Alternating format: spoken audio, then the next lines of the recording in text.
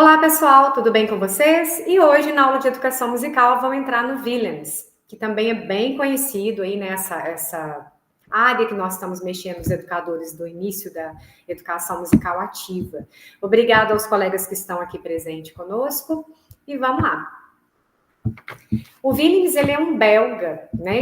A gente pode dizer que ele foi talvez o primeiro educador musical que utilizou a psicologia mais do lado cognitivo, de uma forma mais pragmática para o ensino de música. Ele é baseado na língua materna, assim como o Suzuki também, só que ele tem um aprofundamento um pouco diferente em alguns aspectos, né? É uma filosofia, mas o Willems, ele também é baseado na língua materna e tem o objetivo de trabalhar a memória, a imaginação, a consciência auditiva, principalmente. Se para o Dalcroze é tão importante a questão corporal, né, a questão do corpo, da linguagem corporal, aqui para o Willems o processo auditivo ele é a chave da educação musical. Uma progressão, né, se consegue com uma boa audição, tanto na prática instrumental quanto na teoria. E o som para ele é encontrado dentro do indivíduo, né? Ele é externalizado através dos sons, através do desenho, para quem gosta de pintura. Aquilo tudo é externalizado, mas é através de uma boa prática auditiva que se consegue um processo de educação musical realmente mais fluente, né? E para ele, todo ser humano tem esses dois aspectos globais, né? Que é o teórico, que são os elementos fundamentais da audição da natureza humana, é o som propriamente, e o prático, que é o material didático. Então, sem essas duas coisas andando juntas, para o Willems não existe educação musical. Ele fala que o ser humano apresenta, né, esses dois polos. A gente tem a matéria e a gente tem o espírito.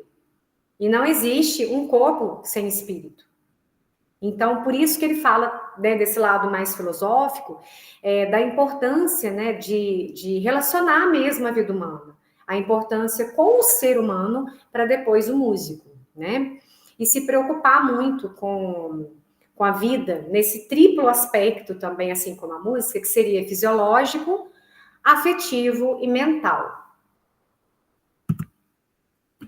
Ele engloba alguns aspectos principais, tá? Que seria referente às atividades pedagógico-musicais, de acordo com a etapa psicológica mesmo de cada indivíduo, principalmente de cada criança, né, no caso, e o desenvolvimento psicomotor.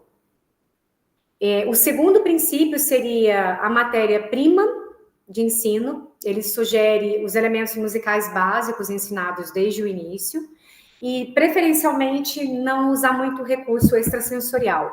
O Willems, ele não é muito a favor, assim, de carinha de animal, eu vou relacionar o som grave com o som do animal tal, o som agudo.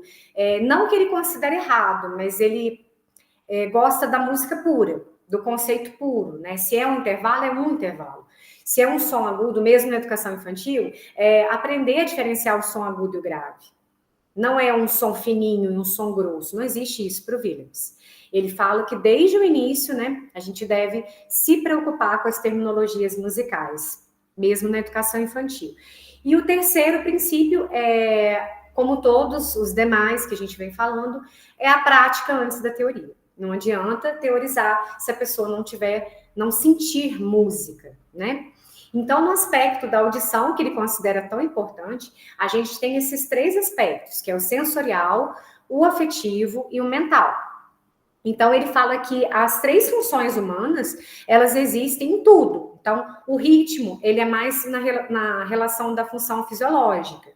Já a melodia, ela está mais relacionada à sensibilidade afetiva e à harmonia, às funções intelectuais do indivíduo. Mas todos os aspectos vão ter esses três elementos, mas é claro que não em igual importância. E na mesma ordem, mas eles vão possuir esses três itens aí. Então, a música ela tem uma linguagem supramental e entre o polo material e espiritual, a gente tem o ser humano, a gente tem a vida fisiológica, lá, como eu disse, né, sensibilidade sensorial, afetiva e a vida mental. E nesse aspecto, né, a gente tem um ser humano, digamos assim, olhando de uma forma mais global, né? Você não vai distinguir. Então, o ritmo, ele é sim realizado pelas funções fisiológicas,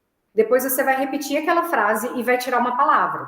Aí no lugar daquela palavra que você não cantou, entra um gestual. E assim sucessivamente. Então, essa mímica, muita gente confunde, ela não está relacionada com a mímica especificamente da letra, ela está relacionada com o processo de atenção e prontidão do aluno, para ver se ele está atento realmente, né? Ele vai cantar o trecho de uma letra, depois ele vai fazer o gesto na palavra tal, vamos supor lá, você fala do morcego, aí você faz o gesto do morcego. A primeira vez você canta normal, a terceira vez você canta solfejando o nome de notas, e assim ele vai fazendo todo um trajeto, e no final da aula, seu aluno já memorizou a música inteirinha sem perceber, de uma forma muito natural, tá? Então, essa mímica está relacionada com relação a isso, a você retirar certos trechos da música e não cantar e fazer só o gestual para ver se o aluno está realmente prestando atenção. Esse processo, às vezes, acumulativo, né? É bem interessante para trabalhar com iniciação. As canções ritmadas, né? Então, o movimento que é mais natural do corpo. Então, embalar, correr, saltitar, ele é contra ficar criando coreografias estereotipadas, não é o objetivo. Mas se for um movimento natural do corpo, do qual ele possa estar desenvolvendo aquele ritmo, aí é bem-vindo para o Vênus. Tá? Se vai trabalhar um instinto rítmico, se vai preparar para uma percepção de acorde, relacionar-se a maior ou menor, um intervalo, aí é bem-vindo. Agora, se for só um gesto para tornar a música bonitinha para o Dia das Mães, não tem sentido algum, tá?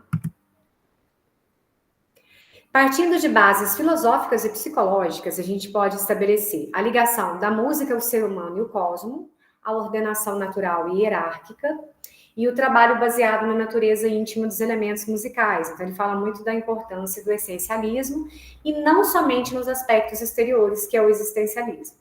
A gente falou sobre isso agora no começo. Pedagogicamente, né, é um método que a gente chama de analítico para tomada de consciência. É um método global, porque ele se preocupa com o todo, né?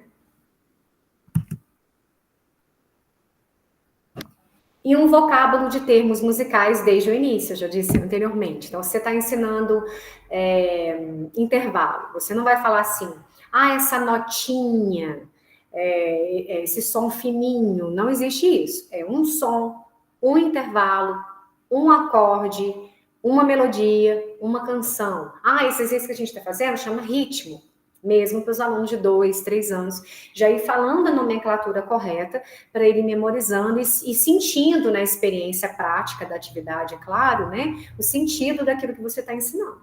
Ele é totalmente contra ficar falando esse negócio de som fininho, nossa, nada a ver com vírus. Tá?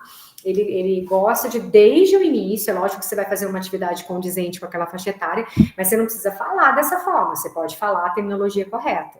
É lógico, gente, que nós não vamos falar, olha, esse é um intervalo de segunda aumentada das notas tal. Não é isso, mas ele está falando que conceitos, né, bem simples, eles podem sim ser ensinados desde o início. Movimentos característicos, a gente tem marcha, galope, salto, partindo da música mesmo e tendo como senso o mínimo de corporalidade e o máximo de tempo.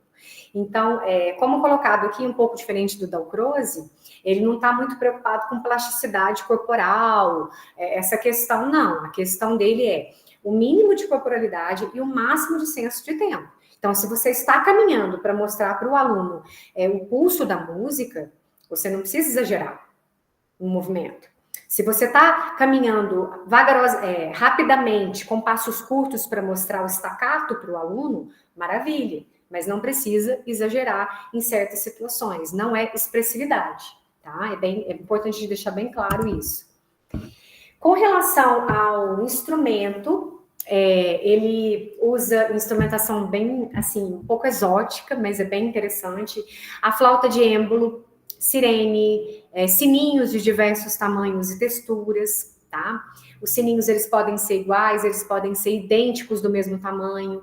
Aí você pode trabalhar pancromatismo, timbre, classificação, do grave para o agudo, formação de acorde com o sininho, né? Se você tiver as terças sobrepostas.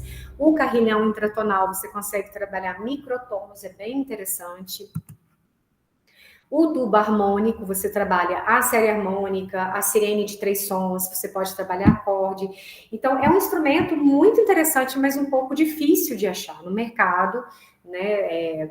A compra também não é tão acessível, mas a gente pode fazer diversas adaptações, tá?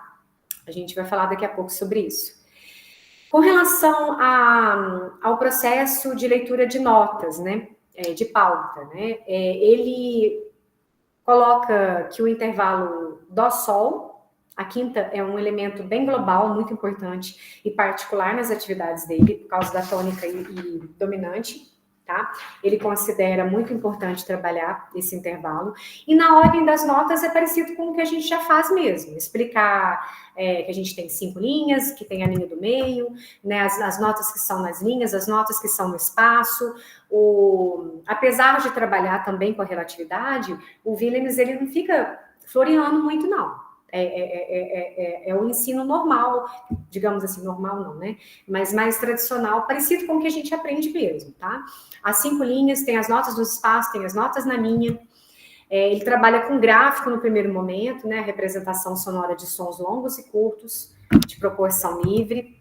E o vocábulo, ele usa muito lá e lai, eles gostam muito do L, tá? É questão, né, de fonema, mas você pode trabalhar com qualquer vocábulo que se você quiser. E precisar, lógico, né, dentro da necessidade da peça.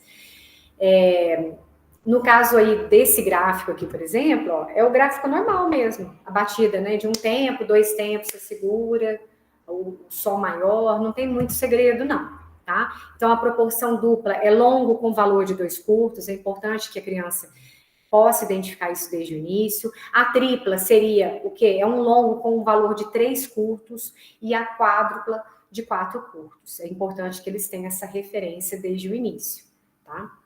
Que eles percebam que a nota mais longa vai sair da proporção do som mais curto.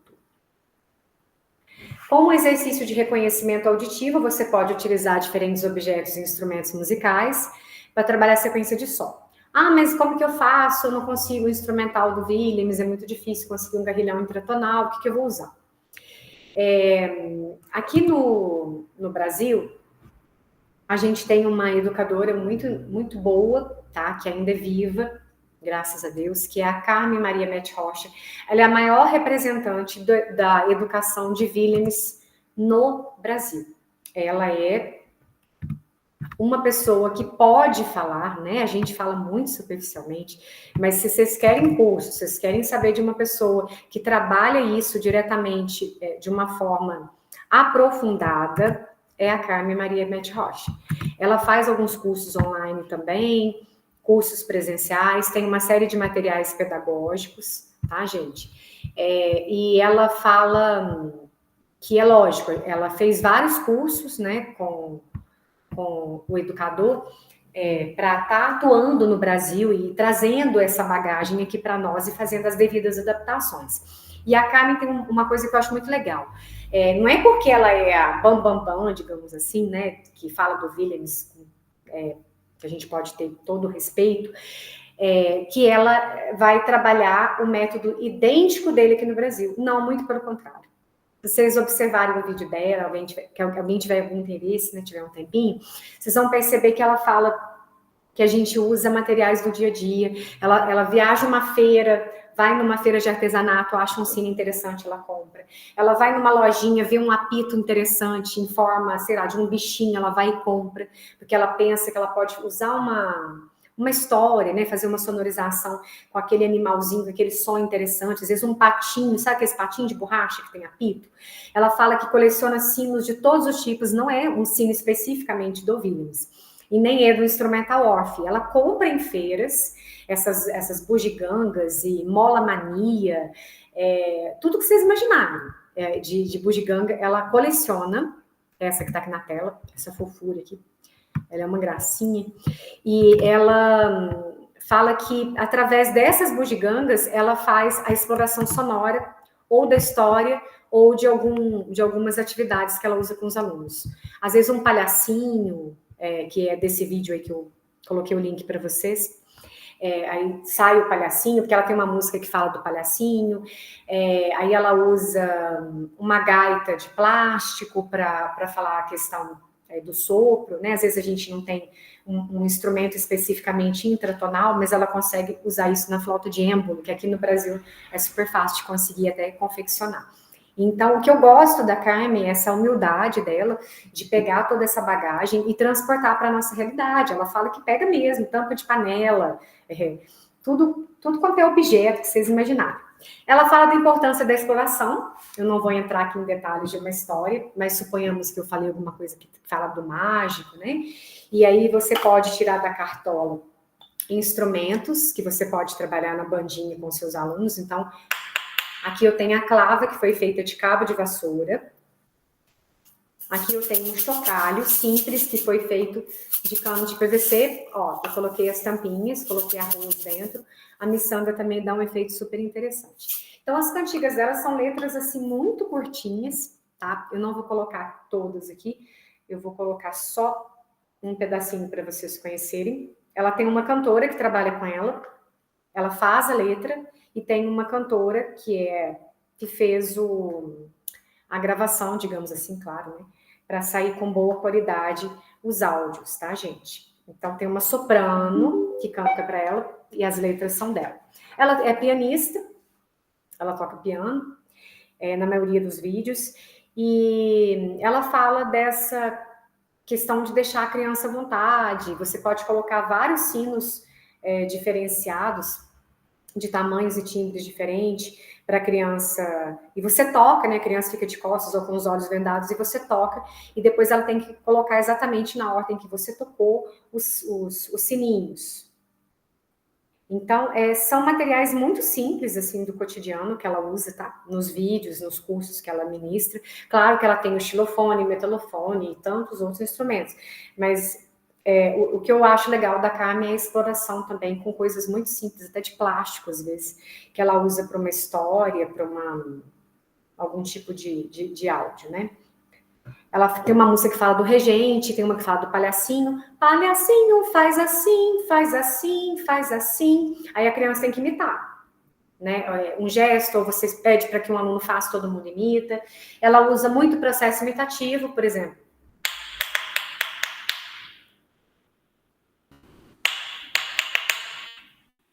Aí a pessoa tem que responder. Ou com palmas, ou com algum outro tipo de instrumento. O processo imitativo aqui também é muito bem-vindo. Ela usa algumas coisas com animais. Vocês vão falar assim, tem umas cantigas que essa aí não vai fazer sucesso, né, para as crianças de hoje, mas a gente pode adaptar, tá? Tem coisas delas que são muito interessantes e dá um efeito muito interessante, principalmente na educação infantil. Ela faz vários vídeos colocando a faixa etária que ela indicaria para aquela canção e para aquela atividade, mas a gente pode também tá adaptando aí, tá? Se for necessário. TV do Regente, vou colocar só um pedacinho para vocês ouvirem.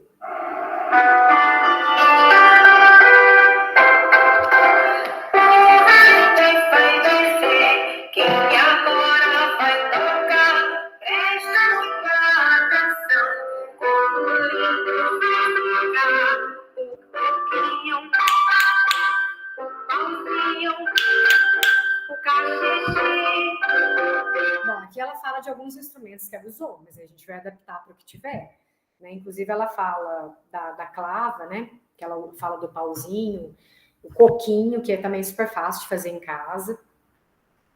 Tá, gente? Não tem muito segredo, não. Williams é isso, tá? Aqui eu vou colocar para vocês também esse PDF, tá? Que é o solfejo do curso elementar, que é indicado por ele, só para vocês terem uma noção, ó. Tá vendo? Os pequenos motivos de ordenação sobre a escala. Aí tem toda, né, uma especificação, tá? Olha lá, 5 linhas, 4 espaços, é parecido com as coisas nossas mesmo. Aí ele trabalha as leituras com graus tonais, depois as terças, depois graus conjuntos e notas repetidas, e vai evoluindo à medida que vocês forem passando aí. Tem as fermatas, depois já vem para 2 vozes, proporção e valores, que a gente acabou de comentar aqui na aula, tá? E quem tiver interesse depois, né, e quiser baixar aí o material, fique à vontade, tá bom? Bom, eu vou pausar a nossa gravação, então, se alguém tiver alguma pergunta, eu estou à disposição. Mais uma vez, agradeço a todos pela presença e até a próxima semana.